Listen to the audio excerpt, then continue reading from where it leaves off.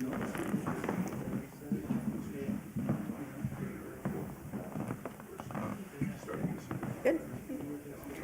Well, good evening, everyone, and welcome to the City of Boulder City CIP, the Capital Improvement Plan Public Forum. I'm Cynthia Sneed, your Finance Director, and we're going to go through what the plan is for the next year. What the CIP is a 5-year plan. Tonight we're going to be focusing on year 1 of that 5-year plan. But we'll go through what has been presented to council as the draft plan, and we're looking for input from the community. So with that, I'm going to turn it over to Angela, who's our budget manager, to get it started.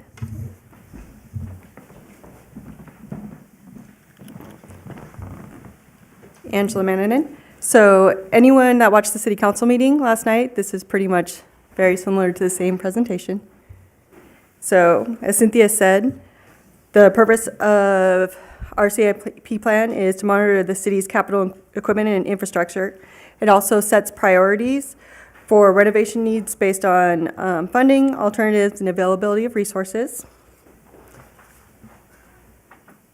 So the city, it's not only best practice to have a 5-year capital improvement plan, but also it's required by Nevada revised statutes. And this includes the current status of the city's infrastructure, replacement and renovation needs, potential new projects. So the planning process includes all the department heads as well as feedback from residents and also from our advisory boards. So the plan you see today was presented at the Utility Advisory Committee, where they suggested two changes, which pushed out our Substation 6 a couple years, and also moved $300,000 worth of funding from a solar PRV project to our ongoing copper service project in fiscal year 25. And staff agree with that, and that's part of our plan. So all projects ongoing and proposed shall be prioritized based on analysis of current needs and resource and availability. It's all related to cost for the costs for all capital projects, including operated, are included when we create the plan. So the 5-year plan was created after meeting with the department heads, the Utility Advisory Committee, and reviewing suggestions from the residents. The current 5-year plan includes 81 projects at $121.3 million. Fiscal year 25 includes 46 projects for a combined cost of $24 million. This number will change as we have 3 water conservation projects in the fiscal year 25 plan that we're still waiting on quotes for, so we don't know how much exactly they'll cost. And these 3 projects, one is a tournament staging area at Boulder Creek, and also rehabilitating 3 ponds at the golf course, and also converting sprinkler heads from 360 degrees to 180 degrees. All these will conserve water, and this was a common suggestion in our residents' emails. So this is the funding sources of the 5-year CIP plan. It's a total of $121.3 million, and the majority of this does come from outside funding at 36%. And that's $43.6 million. Of that, almost $30 million is the FAA for the airport. 8.3 is the Regional Transportation Commission for our streets, and also 5.3 for the Regional Flood Control. Our enterprise funds is 27%, or $32.5 million. Of that, electric is $22.7 million. All golf course surcharge is 2%, or $1.8 million. And our voter-approved funding is a total of $30.1 million, or 25%, and the majority of that is the sale of Track 350. Our governmental funding is coming from our general fund of $2 million, and also $5.2 million for various pool funding sources, including the donation that came in. So the total funding available for fiscal year 25 is currently $24 million. And again, the main source of this is coming from outside funding at 33%, or $7.9 million. The majority of this, $5.1 million, is coming from the flood control. Also, our enterprise funds are 30%, or $7.3 million, and the majority of this also coming from electric. Our golf course surcharge fund is $645,000, and our voter approved is 14%, or 3.3 million, and 1 million of that is coming from the sale of Track 350. The governmental fund is 20%, or 4.8 million, and of that, the general fund is supporting $753,000, and 3.9 million is coming from various pool funding sources. And I'm going to let Carol Lellis talk about all the individual projects.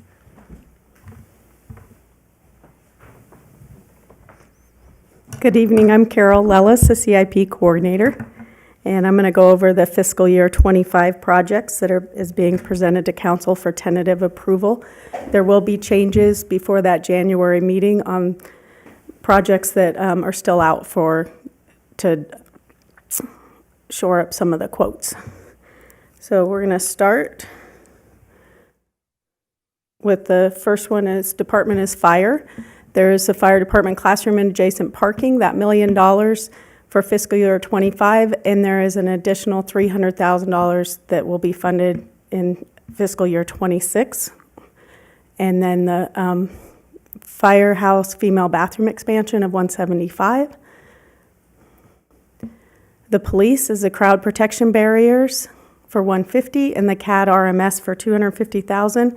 These two, again, could be changed when we get additional quotes, and we'll be able to see that in January when we bring it back to council.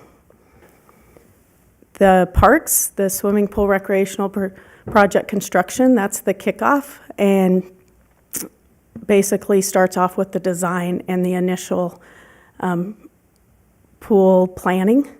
The ABC Park building and grounds, park improvements, and park irrigation replacement. So it's a total of 4 projects for the $5.7 million. Boulder Creek, something you'll see different, a couple things on here.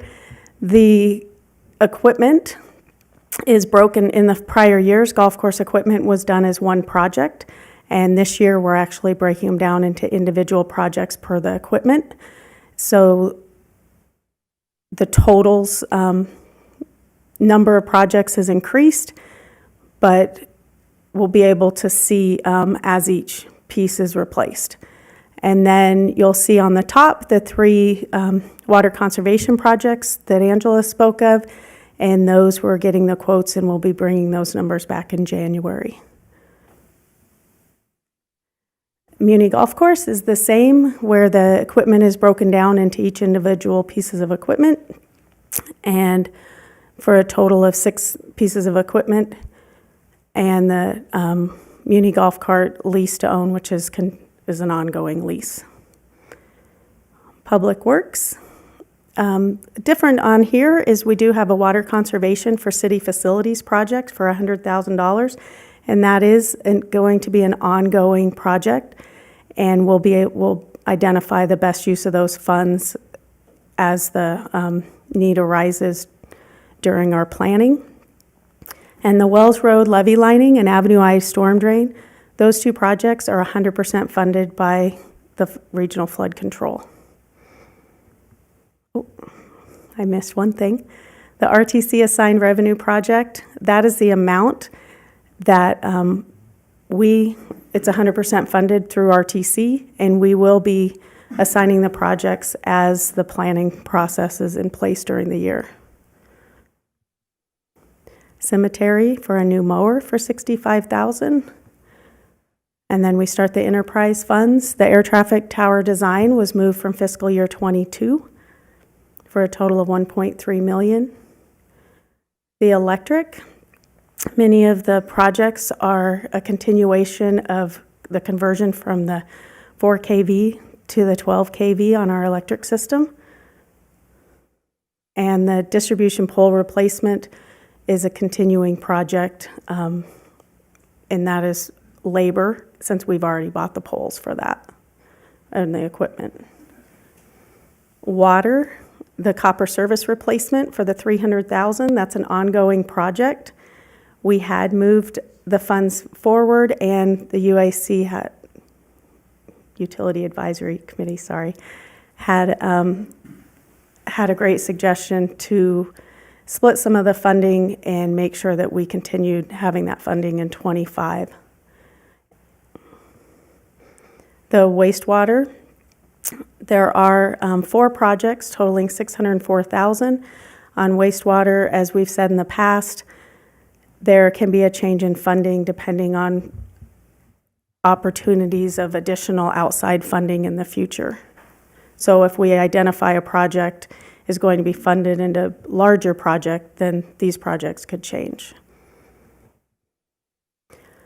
So an exciting addition to the CIP this year was the capital improvement suggestions from the residents. So we did a website, and we've gotten 100 to date. We've actually gotten 147 responses. And the most exciting part about that was that many of the response or suggestions were already in place in our CIP, which to me says that we're going in the right direction.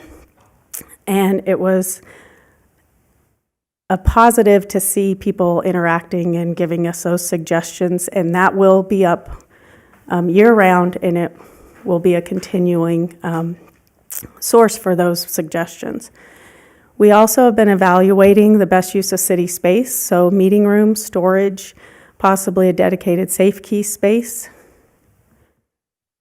So the capital improvement resident suggestion site, you can go directly to it for bcnv.org CIP ideas.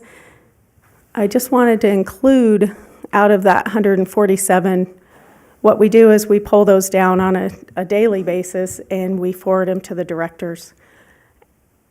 And we've been keeping track to see what departments a lot of the suggestions are from.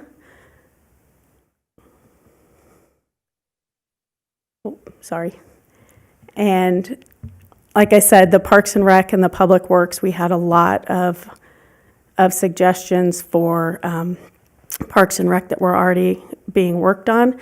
And then Public Works, especially with the RTC projects being realigned, are addressing a lot of those suggestions also. So I'm hoping next year we'll be in a whole lot bigger number. And that's going to be something that I think we can just expound on and make improvements to also. So the CIP timeline actually starts in August each year. And with the meetings with the directors, we also take it in front of the Utility Advisory Committee and the council. The next time it'll go in front of the council will be in January. And we'll look for tentative approval, and the final adoption will be in May with the capital budget, or the operating budget, sorry. So the CIP email is monitored on a daily basis, probably more like an hourly basis. And so we suggest any questions or feedback can go to this email, and also there's a direct link to the CIP budget book for CIP 2025.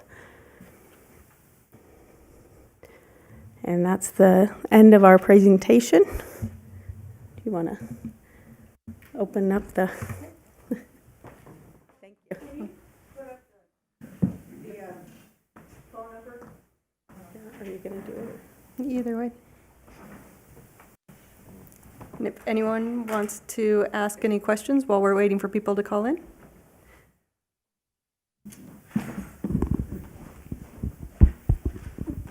Thank you. I see under Water Department, let me find it. Anyway, 14-inch, construction of a 14-inch water line. Can you tell me where that's located?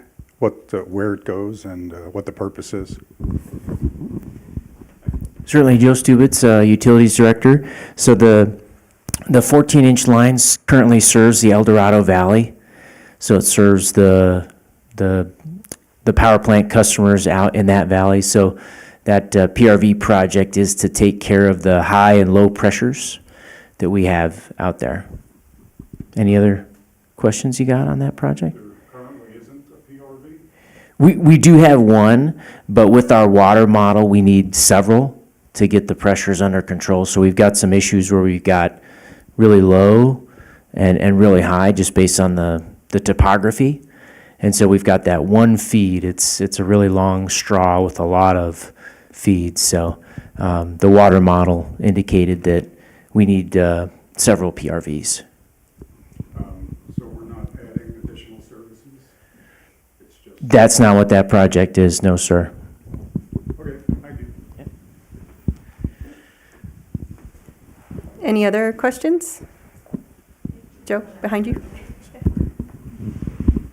I guess kind of a couple. Is the pool, is there a website for the pool going forward? Because I know that's, we've been waiting, I believe, for the, so when you say track 30, sorry, I'm sort of trying to make sure I get, track 30, is that the old track or is that the new track that they're sold? I guess I hadn't heard that that had gone through, because I know we were waiting on the pool to get the track around the Boulder Creek done. So I guess my question is there anything on the website that is explaining the process going forward with the pool? Because I don't believe that most of us understand the current aspect. We know we've been waiting for more information. So to see it on the Capitol is good, but it's a little confusing to know what's actually happening.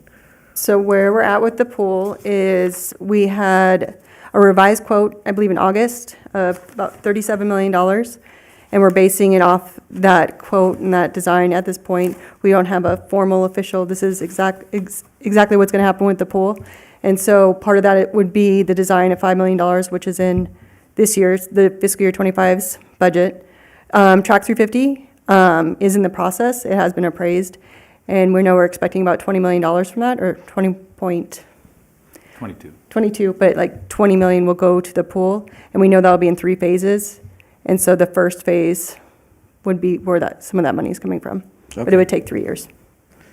So I guess I should know this, but has this been tracked on the city council? Or I guess where does people know? Because I know there was a pool committee, and I think there was a lot of citizens that were involved trying to get an understanding of that. And I'm just trying to make sure I understand where to look and try to get the updates.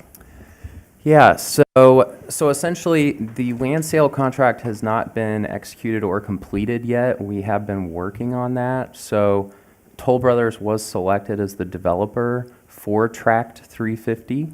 And so they've come back with 3 different options for site plans. The council at a city council meeting did select their preferred site plan, which was about, I believe, 126 houses. So anyway, in the future, the land sale agreement would come before the city council for approval. There is a web page on the city's website about the pool project.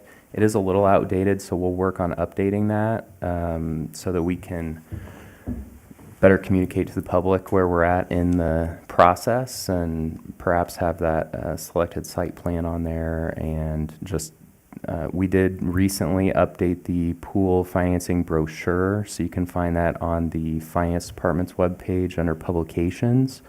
And it does show kind of the different milestones. So right now we have about $12 million on hand for the pool. So once we have an executed land sale contract, we can move forward with the design. So that's what that 5 million figure in the CIP is for the starting design of the pool. Okay, yeah, because we see the, I think in the financial report, the thermometer for the pool is on there. That's very helpful, but just to understand a little bit more of it. So thank you for that. Mm-hmm. Then I think the last one, the survey. So for the CIP, is that the results of the survey, or is that on the website, or just the email? So what people input, is that something that the rest of us can see, or not?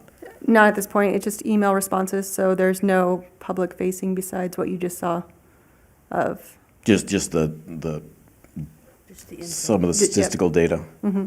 Okay. Okay. Thank you. Thanks.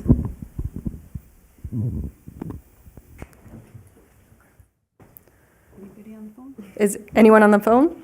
No? You'd hear it. Yes, if anyone is wanting to call in and ask any questions or make any comments, we do have the phone line open. So if you'd like to call 702-589-9629, we're happy to take any questions or general comments on the capital improvement plan. So we can wait maybe 60 seconds and see if we have anyone want to call in.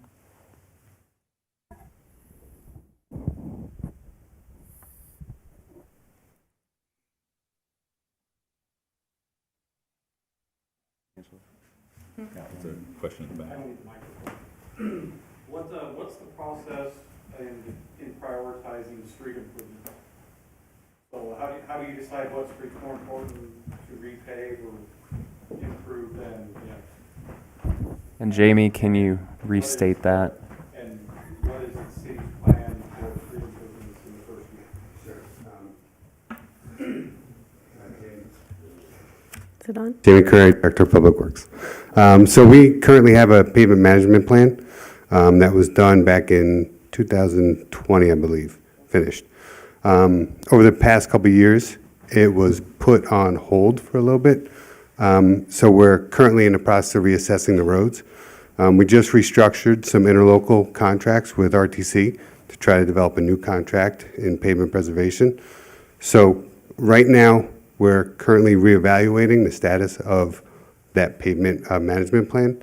So it's going to be, once I get it updated, I'm going to actually put it up on the website so that this way everybody can see how we're going to prioritize the roads. But it's done through, there's many means, cracks, alligator cracks, substructure. There's a lot of different processes we do to look at the road itself to see which one should be handled first.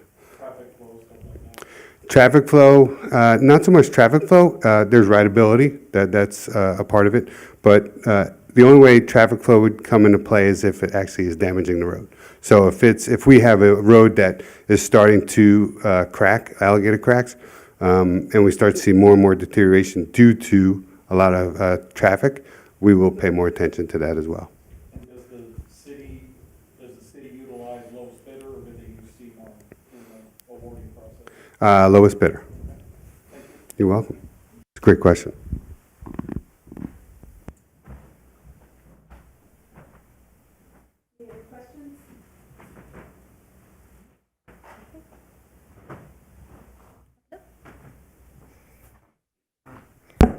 So if there's no phone calls, go ahead. So ABC Park. So we need to have you on the microphone for everyone watching on the recording. Sorry about that. So ABC Park, they just finished, Washington Construction Company, I believe, just finished a project back there at ABC Park. Is there any more improvements scheduled for ABC Park, or is it completed at this point?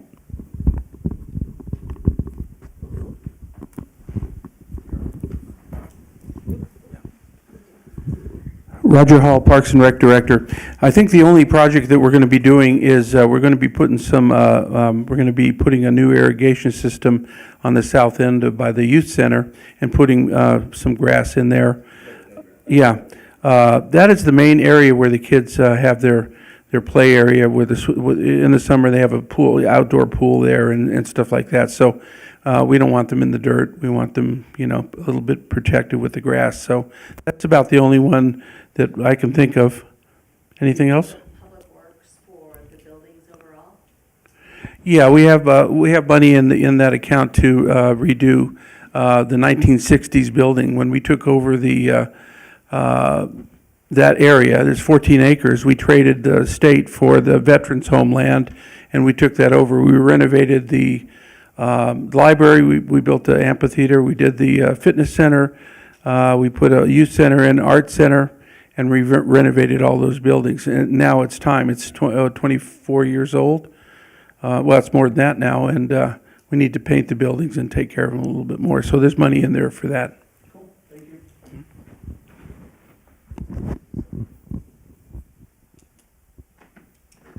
So are you not going to be doing the xeriscape that you originally thought about on the corner? So you're leaving a little more grass around the ABC Park?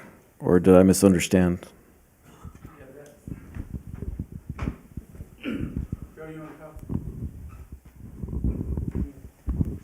As far as the xeriscape around ABC Park, as far as the, Like the corner, the corner of the ABC.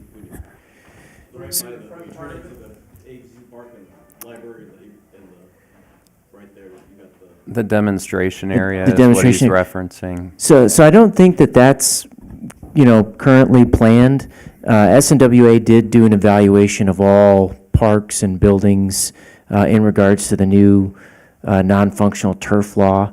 So there is some areas that need to be done to kind of bring it in compliance with that law, but I don't believe we have a project for the demonstration. I'll So I pass that can, to you. I can talk on that. So our original thought of the project that you're referencing was to create kind of a demonstration where people, residents could go check out maybe 3 different options of water-friendly landscape, projects or landscaping techniques.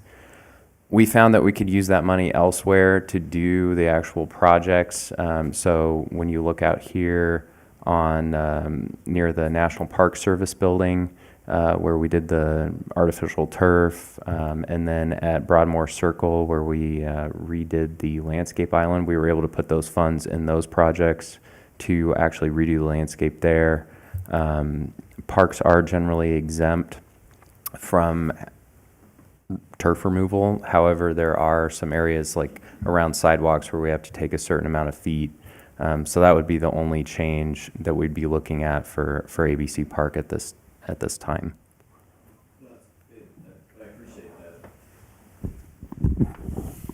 again, I guess, we've had some different concepts, I think, over the last year or so. So having an update would be nice, either on the website or something. And I guess something with the non-functional turf would be really helpful. See, what is that, the end of this, it's the end of next calendar year, right? It's the December 31st, 24? 26 is the non-turf? Okay, so I guess we do have some time. I was trying to remember when that was coming up, but, so I guess it's, because I think, I'm not sure is the conservation sites up and running much or not, or if there's that much data showing some of the projects or not, would be, but to see that would be helpful. We will have an update. Staff has been working on the overall plan, so we'll definitely be having an update, probably to the Utility Advisory Committee and on the website. There's one more thing I wanted to bring up about paving.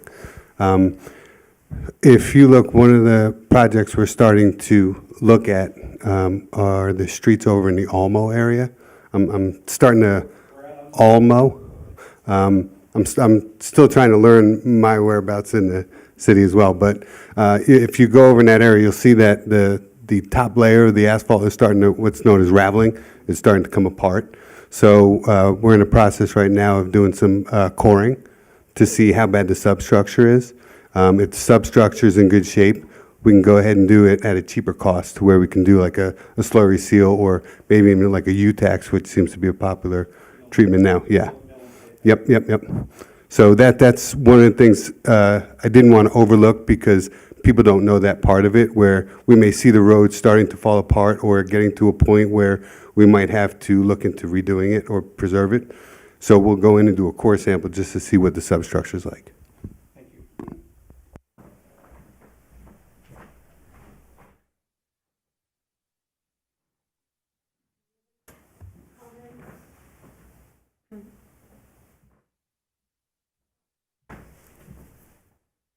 And the website or the email is definitely up and checked on a continual basis. So if you leave here and think of the perfect comment, please send it to the website. Thank you.